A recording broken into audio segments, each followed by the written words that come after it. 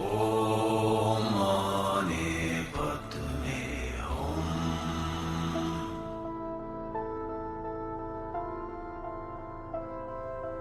ओम माने पद्मे हूँ।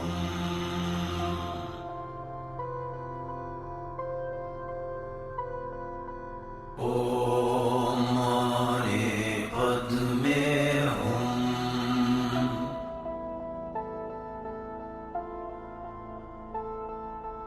ओम माने पद्मे हूँ।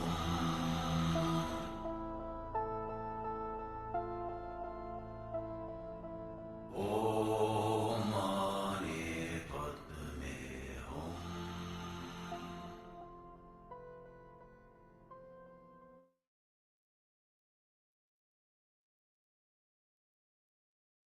Om Mani Padme Hum, the great mantra of the Dalai Lama and Tibetan Buddhism, also very deeply embodied by the Hindu tradition.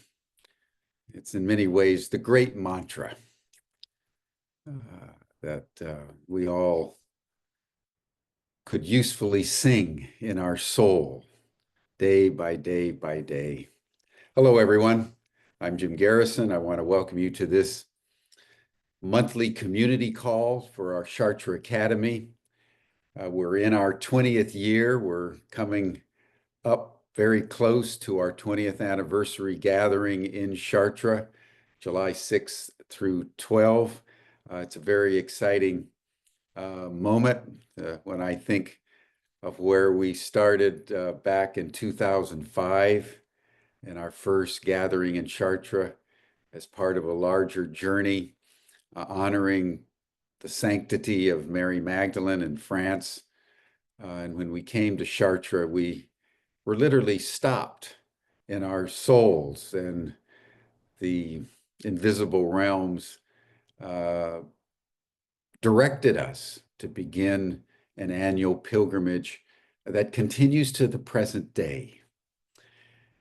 So, welcome to this call. We have just about 60 days left before we gather in Chartres.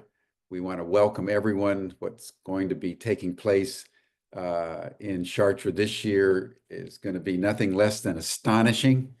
And I say this, as you know, from my previous comments, we're going to be delving into the sixth of the liberal arts, the liberal art of geometrica, considered by many of the ancients to be the foundational liberal art, along with arithmetica, because everything that is in some way a manifestation of sacred geometry.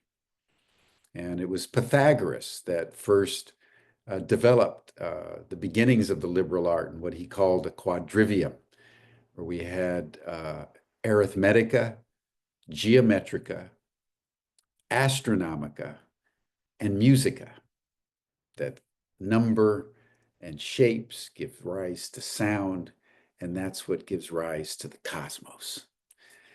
And it was Plato later, about 100 years later, with Aristotle, that developed the trivium, which was grammatica, dialectica, and rhetorica. And together they formed the seven liberal arts that became the foundation of all of Western education for over 2,500 years, and now have spread around the world. So every year we commemorate this great achievement of the human imagination and the human mind by going right into one of the liberal arts. And this year, we are going to have Veda Austin, as you all know, who's the great researcher into water. She's going to be sharing her extraordinary breakthrough discoveries about the living intelligence of water, how water provides not only uh, a mirror to the soul, but is capable of being a portal through which one can communicate with the ancestors, One can communicate with other dimensions of being. And in fact, that water is capable of abstract thought and a written communication, which she calls hydroglyphs. And so you do not want to miss Veda Austin in Chartres this year. It's going to be an extraordinary 7 days. Not long ago, we introduced Veda to Bertie Jaworski, who is a world-renowned remote viewer. As many of you know, she is our principal partner in our extraterrestrial studies program. She's developed an extraordinary methodology called transdimensional mapping, through which people can learn remote viewing. And in her first 5 day course in January, I had the good fortune of meeting my first ET, so I can tell you that it works. And Bertie is going to be joining Veda in Chartres. And along with Veda is going to be sharing how she has used water as a medium for remote viewing. She's going to be teaching us some of the fundamentals of remote viewing. We're going to practice. And Bertie's going to lead us in the evenings to develop a receptivity to communicate with the extraterrestrials. And maybe we'll see a few orbs. So it's going to be an incredibly exciting time coming up in Chartres. So we've invited Bertie to share a few thoughts for today, just to introduce herself to our community. And she's on a farm in Virginia.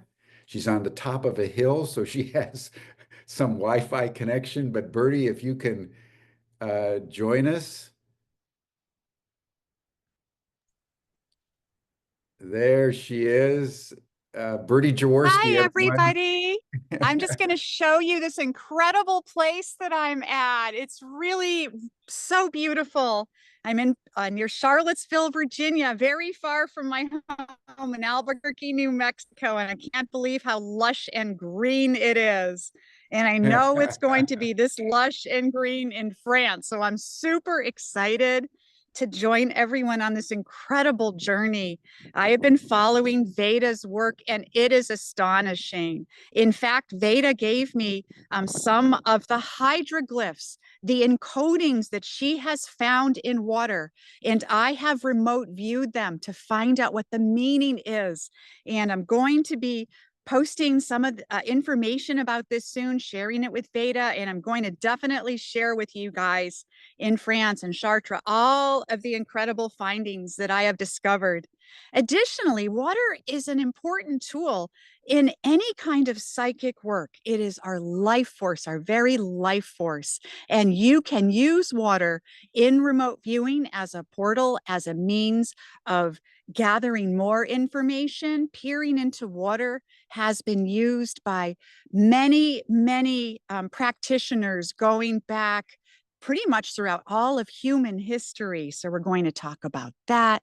I'm going to share with you my findings on water.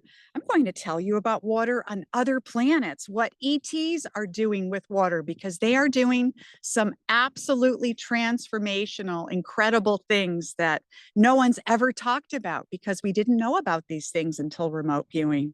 And I'm also going to do the evening sky watches, and we're going to call down the orbs, and I'm hoping to call down an actual mothership. That's my goal. So we're going to work on that. I've had many encounters with many different ET species through remote viewing. And what I'm doing right now, leading up to our trip together, is I am reaching out to all my connections in the cosmos and seeing who wishes to join us out there. And I know we're going to get an answer. So I'm super excited about this. I am open if anyone has questions about remote viewing while we're there or beforehand. My email is always available. Hit me up with your questions about water or remote viewing, about transdimensional mapping. about this incredible journey we're going on. And I can't wait to share this time with you. And I'm so glad that I was able to get some reception so that I could talk to you today. So thank you so much, Jim, and everybody at Ubiquity and Veda for being open to me coming along on this journey. I absolutely cannot wait. It's going to be the highlight of my whole year. So thank you. I love you all. And let's talk a little bit while we've got you, Birdie. Yeah. Birdie doesn't have very long. She's in the middle of a big event and is taking a few minutes. But for those of you who want to spend a whole week with Birdie in Taos, New Mexico, the 1st through the 4th of May, we have a learning journey there as well. Birdie, just say a few words about the experience we're going to have in Taos. Oh my gosh, this one is all about ET communication. During the day, you're going to learn transdimensional mapping. You're going to learn a version of it that's strictly focused on ET communication. So you're going to learn a special version of remote viewing that allows you to connect with and have an actual conversation with different ET species. We're going to learn this during the day, and every night we are going out under those beautiful New Mexico clear skies, and we're going to do call down. We're going to call down the orbs, call down the ships. We're going to extend consciousness and use the new techniques you're learning to have actual communication with our cosmic family out there. I'm very excited about this. We've got some cool people already signed up to attend. And I just can't wait. New Mexico is a special place. It's a place where we have way above average UFO sightings, UAP sightings, way above average contactee experiences. It's because we're a little bit isolated and we have this special connection to the indigenous populations. Taos is right near one of the big pueblos, the Taos Pueblos. So you'll get to see the ancient Taos Pueblo as well as part of this trip. It's going to be transformative. I guarantee you will be communicating with the ETs if you come to Taos and hang out. It's going to be, I can't wait. I just can't wait. I'm just so excited about everything happening through Ubiquity this year. And the Taos trip is going to be completely special. This is my stomping grounds. So I know a lot of the ins and outs of Taos, and I can't wait to share it all with you. It's going to be great.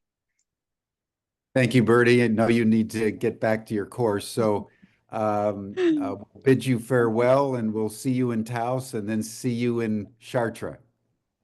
Absolutely. Can't wait, guys. Love you all. Thanks, Bye. Jim. Bye-bye. Bye.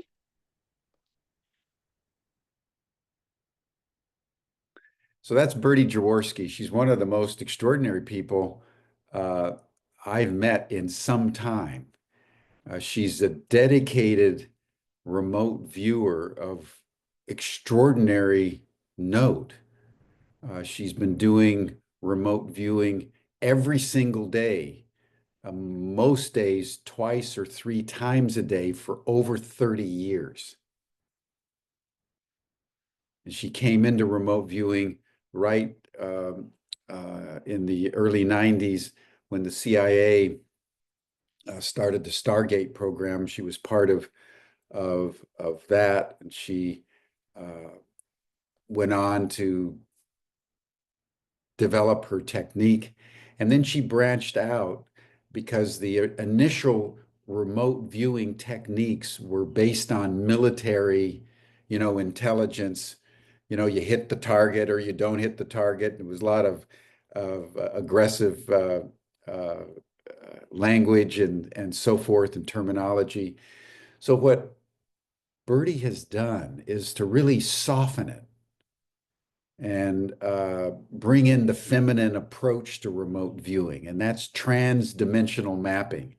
That sounds much more elegant. And just as the name implies, when you come into the presence of Birdie, you're coming into the presence of someone who's very deeply maternal, someone who's very deeply caring, and has developed the remote viewing technique accordingly. And I can testify, as I indicated at the beginning, that she's very good at what she does. And for those of you who don't know, she became famous actually back at and around 9/11. 9/11 was a major event, and she forecasted 2 years before it happened. And has the picture, which she can show. It's on her website of, the two trade towers, the airplanes coming at them. She saw it absolutely clearly what was going to happen. And then after it did happen, she remembered that she'd forecast that. And she was on the news, and many of you may even remember some of the news reports. And then she went on, she has a whole company. In addition to transdimensional mapping, she has a whole consulting firm that works with police units around the country, works with various individuals, with companies that have lost something or they're wanting to find something out. And so she has a very dynamic business and has dozens and dozens of elite remote viewers that she's trained. And she has a particular focus on ET communication. And that's why we brought Birdie and transdimensional mapping into the partnership with Ubiquity for our extraterrestrial studies program, which is growing very, very dynamically. And so we are very, very close to Birdie and honor her in every possible way. And we thought it would be just a beautiful thing in Chartres this year to not only have Veda, but to have Birdie Jaworski there amplifying what Veda's saying about how extraordinary water is, but talking about water, she was indicating a few minutes ago, from the point of view of the ETs. Because that's what remote viewers can do. They can get into your mind. They can find things that are hidden on the other side of the world. They can do extraordinary clairvoyance at multiple levels. And so she can talk about the abduction experience, for example. Most of us think of the abductions from the point of view of the people that are abducted. She can tell us, in fact, there's a whole class on it, of what the abduction experience feels like from the point of view of the extraterrestrials doing the abductions. And she has extraterrestrials that she's known for many years and is in regular communication with. And so there's a lot of very interesting dimensions to Birdie Jaworski that are well worth exploring. And so we thought we would bring her to Chartres and just sort of like the cherry on top of the cake and see if we could actually do a little remote viewing while we're there and connect with the ETs. And if you've never done that before, it'll change your life. It'll change your life. Because connecting to the cosmic realms is what's up for humanity. And that's why we started the extraterrestrial studies program to teach people ET awareness and communication. It's the only such program in the world that's explicitly about ET communication. There are other programs and courses that you'll find around in institutions, but Ubiquity took a bold step. And just like we did with Chartres, 20 years ago, the thought that we were going to recreate the 7 liberal arts in Chartres, which struck people as kind of crazy. And yet it's turned out to be the most important thing we've done for the university, to create something that I don't think exists in any other university, at least that I know about, that once a year we make pilgrimage to a sacred site. And in this case, in Chartres, a sacred site associated for over 3,500 years since the Celts and the Druids first came to this area as a vortex of energy associated with the divine feminine, with the sacred feminine. So each year we've dedicated ourselves to this feminine presence in our world that is, I think, not only is our sacred heart, but it is the North Star for the university. And I think one of the reasons why we've endured and the reason why we're flourishing. So that's why we're going to Chartres this year. And I hope that everyone can join us. I put the link in the chat, and you can go to our website and there under courses, go to in person. And we hope that as many of you who can will join us for this sacred journey, July 6th through 12th, with Veda Austin and Bertie Jaworski. And of course, Banafshe will be there. We'll be doing the whirling. We'll be doing the morning practice. Heather Ashamara will be there curating our various rituals. Kalen will be there with his mastery of the invisible realms. And Katie Amran will be also present, who takes care of all the logistical details, so you'll be all well taken care of. So that's all I think we'll do for today. It's Palm Sunday, if I know my calendar. I may be wrong on that. Yeah, it's Palm Sunday. Palm Sunday. I just wanted to make sure. And this was the day commemorated when Jesus rode into Jerusalem on a donkey. And people were laying palm leaves down in front of him and hailing him as a Messiah. That's Palm Sunday. And by the next Friday, he was crucified by those same people. It's extraordinary, this juxtaposition of Palm Sunday and Easter Sunday, only a week apart, gives insight into the contradictions, into the human psyche and the wide spectrum of emotions and positions we can take in a very short period of time. So thank you, everyone, for joining us today. Thank you for joining us in Chartres, those of you who are coming. And we'll see you next month in May, and then we'll meet again in June, and then we'll meet in Chartres. Thanks, everyone. Bye for now. Have a wonderful Palm Sunday and Easter week.